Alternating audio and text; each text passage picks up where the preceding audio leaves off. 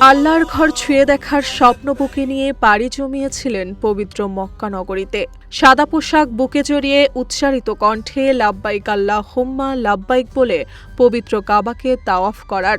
জীবন অবাক না করলে কে করবে? 28% মিল্ক ফ্যাটের অবাক করার সাথে ফ্রেশ মিল্ক পাউডার। জীবন অবাক করুক প্রতিদিন। একটিবার তার রবের দরবারে গিয়ে তওবা করা, হে আল্লাহ আমাকে ক্ষমা করে দিন, আমি ফিরে এসেছি আপনার নিকট, আমার হৃদয় শুদ্ধ করে দিন সেই আশায়। কিন্তু সেই পবিত্র সফরই হয়ে উঠল জীবনের শেষ যাত্রা। হজ পালন করতে গিয়ে এ পর্যন্ত 27 জন বাংলাদেশি হাজির মৃত্যু হয়েছে সৌদি আরবে। চলতি হজ মৌসুমে মারা যাওয়া এসব হাজির বেশিরভাগই ছিলেন বয়স্ক। অতিরিক্ত গরম, শারীরিক দুর্বলতা ও নানা জটিলতায় তারা শেষ নিঃশ্বাস ত্যাগ করেন পবিত্র ভূমিতে। জীবনের সবচেয়ে বড় ইবাদত পালন করতে গিয়ে তারা চিরবিদায় নিলেন পৃথিবী থেকে। মৃত হাজিদের বাড়িতে এখন শোকের মাতম। প্রিয় মানুষটির সঙ্গে শেষবার কথা বলা, বিদায়ের মুহূর্ত কিংবা ফিরে আসার অপেক্ষা সবকিছুই এখন স্মৃতিতে পরিণত হয়েছে। সৌদি আরবের নিয়ম অনুযায়ী তাদের দাফন সম্পূর্ণ করা হয়েছে। ধর্মীয়ভাবে পবিত্র হজ পালনরত অবস্থায় মৃত্যু সৌভাগ্যকর মনে করা হলেও